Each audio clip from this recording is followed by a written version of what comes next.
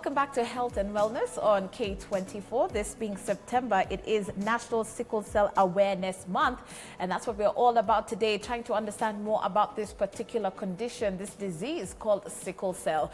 We don't talk much about it, and so today it's more of a learning curve for very many of us, but at the same time, we're asking you, what do you think the Ministry of Health ought to do to bring diseases like sickle cell to the forefront? We've been asking you to engage us on, of course, our WhatsApp line, as well as our social media platforms. We'll be sampling them as we go along. But we've got the right team in place. I'm talking about Professor Jesse Githang'a, who is a hematologist in studio with us, as well as sickle cell warriors, as well as founders, Eunice Owino and Joanna Chazima. Joanna is joining us via Zoom in just a moment, but we have been receiving your questions. I'm throwing them to the panel. Keep them coming. Interesting fact that I learned is that the sickle cell gene somewhat protects against the malaria infection, or against malaria infection. Am I right? Am I wrong, Prof? You're quite right. Yeah. And that's indeed how it became selected out during evolution. Right. Remember, during evolution, they said if you had a survival advantage, Yeah. you survived. And if you didn't survive. So what happened is, once the mutation occurred in an individual, Yeah. then this person who had the trait was protected against severe forms of malaria, and they survived. Yeah. And therefore that gene got propagated. Okay. Unfortunately, if it is a warrior, if they get malaria, they get very sick. Oh, okay. So it's only when you have the trait that you have that survival advantage. Okay. Against If you malaria. If you just tuned in, I want to do a very quick recap to understand what sickle cell is. And Professor, please take us very quickly through some of these images that we have up on our screen. When you talk about what a sickle cell looks like, it looks more like an agricultural tool. It is. That's how. That's the agricultural tool that Right. people use for harvesting. Yeah, yeah. And then the next image Yeah. will show you how the sickle cell looks like. That on the rounded one is Yeah. a normal red blood cell, and then in sickle cell disease, it it assumes that sickle shape. Yes. Because of the abnormal hemoglobin. Hemoglobin is what actually makes the red cell look red. Right. And then in the next image that Yeah. you will see, it shows you how, as Eunice said Yeah. very Traffic well, jam. it causes a traffic jam. Right. Yeah. Normally, your blood flow smoothly on this image, Yes. flows smoothly. Yeah. And you can see in a person with sickle cell disease, in the warrior, it tends to clog up, Right. to stick, and cause a traffic jam. And nobody likes a traffic jam because Absolutely. it causes pain Yeah. in the organ that is being supplied by this blood. Right, and that's why Yes. we talk about sickle cell warriors literally just dealing with chronic pain. Yeah. And so what exactly is done to prevent the traffic jams? You've talked about the medication that you have to take. Please explain that very briefly, Eunice, about what you mean by daily dose that you have to take, and what treatments are out there for sicklers. First, I always say water. Yeah, Water is your first medication because you need to hydrate your body. yeah. Because when you hydrate your body, it means you're helping your cells not to be sticky and they will not be sickled. Really? Yes. Wow, interesting. Especially when you do lemon water. Okay. Yeah, but unfortunately, those who have acidity, so they can't do anything lemon. But for lemon water, it works for me. Then there is a daily dose that we have to take, is folic acid. If you're staying where there's a lot of malaria, you have to take Pauldrin Oh, okay. to prevent you from malaria. Then there's hydroxyurea. So what hydroxyurea does is it brings you a fetal hemoglobin, which helps you not get sick a lot. And fetal hemoglobins are only found in young children. Yeah. So that's also another advantage of sickle cell. You get to have your fetal hemoglobin. It doesn't matter which age you are, as long as you take hydroxyurea, which initially was a cancer drug, Yeah. but now it's a sickle cell drug, and it's really helping. And then as for children and also adults, there are those who take pain V. Yeah. Just to help them. It's like an antibiotic. Yeah. Yes, it's Yeah. Okay. Okay. Wow. And I mean, it may sound like it's something small, but can you imagine doing that on a daily basis? You have to be very dedicated and disciplined to follow your routine. And that's why painkillers also, you need to know which painkiller works for your body. Okay. And which one does not So it's work. not one size fits all. No. You can't say that I'm going to take Panadol and because it works for me, it works for you. No. Okay. As we take very strong, painkillers. Right. Because personally, what works for me is morphine. When you give me pethidine or you give me Paracetamol or what whatever. is this called? This other strong drug. Diclofenac? No, the one I don't like. I think I'm allergic to it. Yes. Tramadol. Yes. Yeah. And that works for a lot of people across board. But for you, no. For me, it doesn't. Okay. It gives me side effects immediately. Yeah. So imagine when you're in that painful crisis, you're telling your doctor or any other doctor or any other hospital that you rush to, that I'm allergic to A, B, C, D. They look at you like, what do you mean? Because for sickle cell patients, what we are advocating for is understand your body, know your limits. When your body say, I think I'm going into crisis, start fighting early, because you will know the signs. I'll be very excited and then all of a sudden I'll withdraw. So when I withdraw, definitely I'm trying to listen to my body. What is this body is telling me?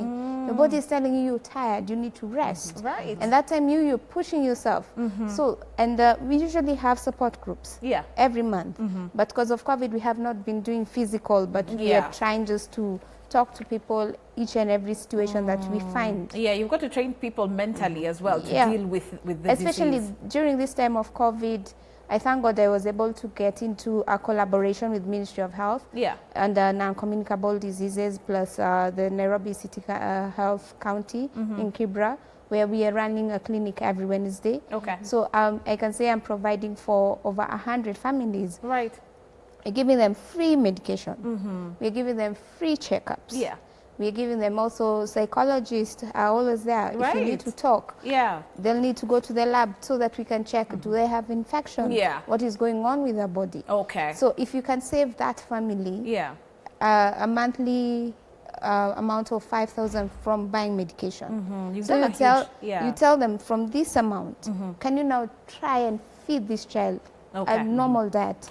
Because once they do that, trust me, this child will take even a year without going to hospital because they have a sickle cell crisis. Getting back to some of the questions that have been coming through, I don't know if we've got Joanna back on Skype.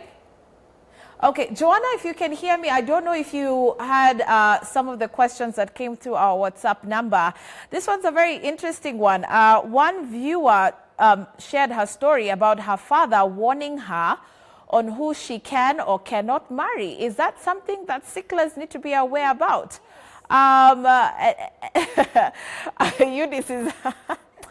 Eunice agrees and says, yes, it's very important. So please tell us about that. We, of course, now matters of love, we cannot put a limit to it.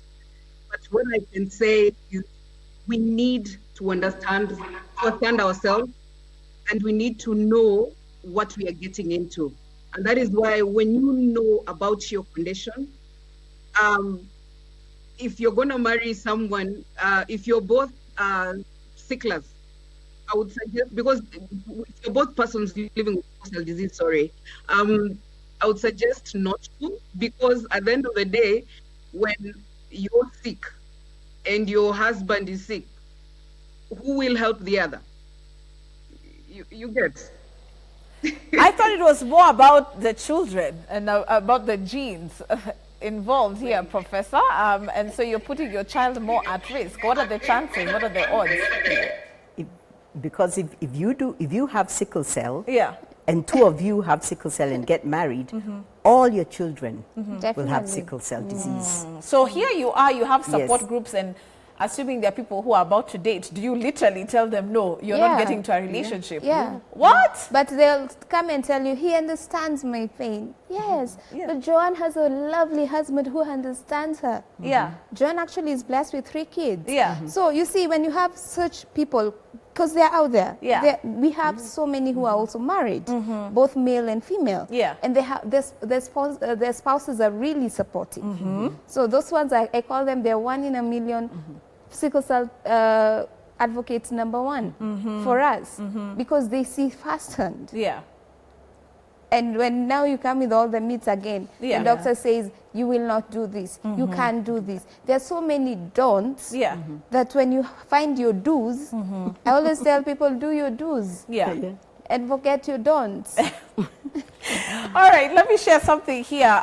This one's from a professor, a U.S. professor from Harvard School of Public Health, who wrote this in an article on sickle cell. She goes by the name of Esther Feldberg, and she said that people with sickle cell disease show incredible resilience. They often have to become their own advocates to get the treatment and services that they deserve, whether in the healthcare system, at school, at work, or in the community. Joanne, let me start off with you about this one before I get Eunice's take about the disparities in the health sector. How would you rate the level of attention, public funding, even the training of specialized healthcare workers by our government towards the management and treatment of sickle cell in this country? Yeah, I feel we can always do more. There's a lot more that we can do for people living with sickle cell disease. We need more training for the healthcare workers, because I can tell you, I've been in a position whereby, especially when I'm not in Nairobi, I have to go, when I get crisis and I go to a clinic, I have to explain what needs to be done for me to get out of the pain. You get? So I have to really understand myself first before I can even talk about sickle cell. You understand? You can get to hospital, especially like now, maybe in the villages and all that. They look at you and wonder, okay, what can you do for you?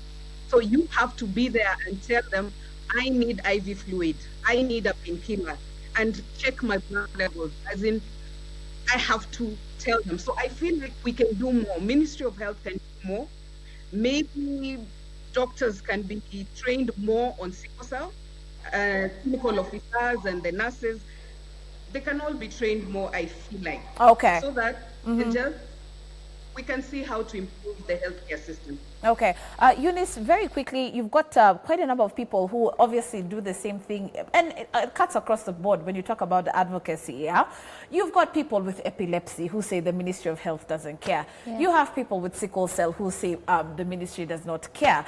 When you talk about different various diseases that seem to be in the back burner versus cancer, versus HIV, versus, how do you feel about this? Is it completely unfair that, there's barely any attention? I can say personally, we are privileged. Now we are back again under Ministry of Health. We are under non-communicable diseases. Right. So under non-communicable diseases, we have all these diseases cut across. So during time of COVID, we've been having meetings every Monday. Right. Yeah, like I think today I'll miss the meeting. Yeah.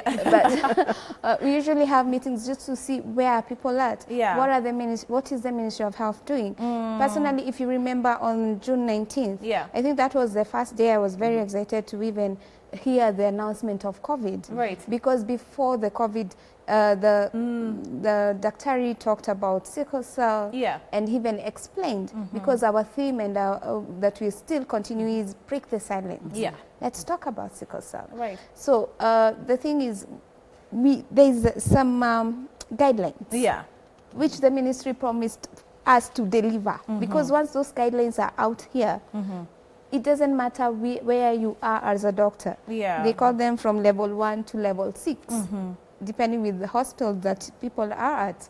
So from level 1 to level 6, then you're able to understand when a patient with sickle cell comes, these are the guidelines. These are the things we need to do. Absolutely. So what the ministry needs to do for people living in sickle cell right now, dish out the guidelines, try as much as possible, give us free drugs, because hydroxyurea is too expensive. Folic also, it's something, yes, we can get it from food, but we need to take our daily dose.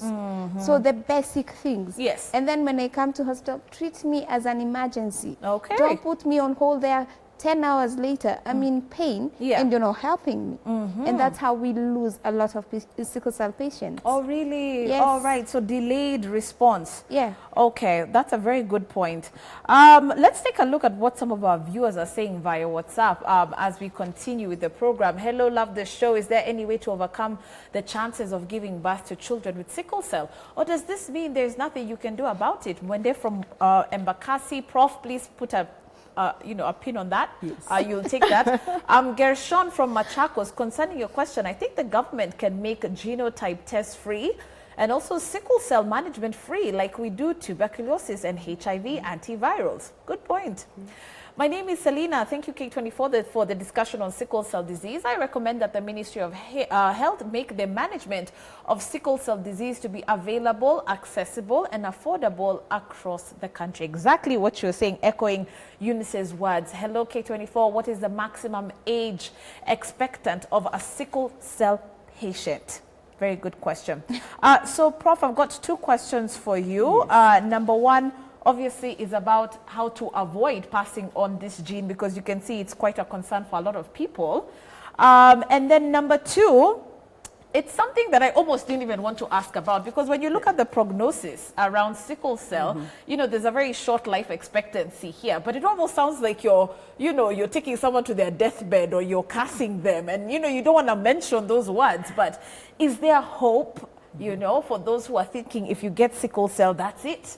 Tell us a little bit about that. Okay. Yeah. Just before I tell you about those, I just want to, in defense of the Ministry of Health, right. They have guidelines now. They're shortly going to be launched. Yeah. I was part of the long writing up sessions, and they're very comprehensive. Yeah. And they're talking about those delays that Eunice is very well mentioning. So they're saying by this number of minutes, yes, you should have already started giving IV fluids. Right. You should start pain control, even as you're investigating for all these others. So, okay, Eunice, and it's a process we started in 2014. So yes, I'm happy. And it's a lot due to the sickle cell warriors. Right. They have really been pushing. which I think they can give themselves a pat on the back. Okay. And even this heightened awareness, that's really thanks to them. Yeah. Now, going back to the question, if, for example, say two people who know they have the trait, first, one has to be aware that they may have chances of getting a child with sickle cell disease. There are ways that are available, but these involve in vitro fertilization, taking the egg and the sperm from the two individuals, doing the in vitro, then testing the embryo to see which one has HBSS, and then implanting the one that doesn't have. So you can see that's out of range for a lot the of majority. people. Yeah, it's quite complex. And if we're able to remove the stigma, and I know Eunice talked about that stigma, where a parent will not say that they have had a child with sickle cell disease, they can live for a long time. Look at her. She's looking beautiful. Beautiful warriors. And I know several of them. But it's that care, the early knowledge that your child has sickle cell disease. And that comes from neonatal screening. And that's something we need to push for, that when a child is born, they screen for the disease. And when they screen for the disease, we can start all the care, the preventative. Right from the beginning. Right from the beginning. And with good care, we have seen grandfathers and grandmothers. And in the West, where some of the, or in West Africa and some of these other countries, where the type of sickle cell is not as severe as ours in Kenya, we have one form that is very severe, but there are some which are milder, where you can see a generation, a grandmother, great-grandmother, grandchild, and all have sickle cell disease. All are surviving. That's impressive. But even in our setting here, with good care, yes, somebody with sickle cell can live long. All right, very quickly, before I get back to Joanna, Eunice, you did mention something, even as you've shared your story over, the past couple of months or over, the recent past, rather. You actually talk about knowing how diet worked for you. So it's about observing a diet. How does what you eat affect your condition, and what are your dietary recommendations for people who are watching? Very quickly, tell us about how food is helping you. Greens. Yeah, greens. Especially, I love pumpkin leaves. Yeah. Reason being, it adds my blood level. Right. So what Broccoli. are you supposed to know if you're dealing or living with someone with sickle cell? If you're living with sickle cell, just know the kind of blood that will give you something like folic, something that will make sure your blood level is always going higher instead of going lower. You see, a normal person, they take 120 days to regenerate their blood. Yeah. A person with sickle cell, they take 10 to 20 days to generate their blood. Yeah. So meaning my metabolism is higher than a normal person. And that's why I always make fun. After every 2 hours, I have to eat. Right. Because my metabolism is high and I need energy. So you just need foods that gives you energy. You need foods that give you the proteins you need, especially vegetables, and then also the ones that give you folic. Yeah. And also, what are these? Iron. Yeah. Okay. And banana, I came to discover banana is the best, especially when you feel you're going into crisis. Right. It helps you give you the energy and stops the crisis. Okay. Okay. Joanna, I want us to focus on that point when we talk about, the pain crisis that a sickler would feel. Very quickly describe what that's like for us before I throw my next question about what we can do to support individuals living with sickle cell. Yeah, having crisis is, I call it the worst pain in the world. It's about it not even being giving worse than giving birth, according to Eunice. 7 times the delivery pain, giving birth pain sometimes. So so it's quite painful. And sometimes someone with the sickle cell disease, 1 minute they can be fine. The next minute, they're all quiet and crying in pain. And you might find sometimes get pain maybe in your back. Within the next 10 minutes, your chest is paining, your head is paining. That means everywhere in your body, that pain will spread all over your body. Wow. And you see now, when you go to hospital, you don't want to be asked about, when did it start? You want someone to just deal with your pain.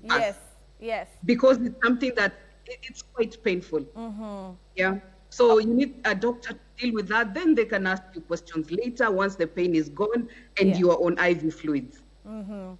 Yes. And would you be able to explain how sickle cell really does affect the quality of a child's life and what we can do to support children, especially because remember, they're in a setting with other children who seem to be developing well, going to school normally. But for you, it sounds like there were so many disruptions, even with school and growing up. You couldn't do the normal things that other kids could do. That's true. Of course, sickle cell brings a lot of disadvantages in the normal life. You cannot play as much as the rest of the kids want to play. You might not be able to do so much work like any healthy person might do.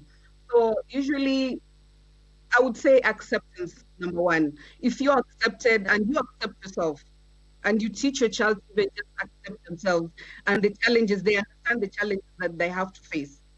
Because you every time, you can imagine every time after 1 month, you're out of school, after you're back in school after 2 weeks, the conditions are not right again, you're sick again.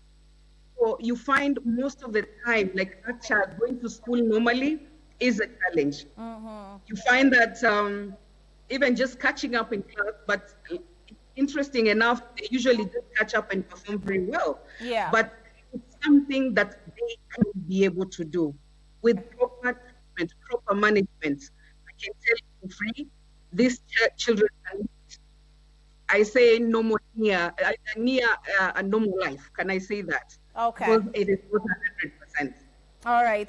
Thank you so much. Let's get your final words, Prof. Very, very quickly. What treatment options are people looking at when they do have sickle cell?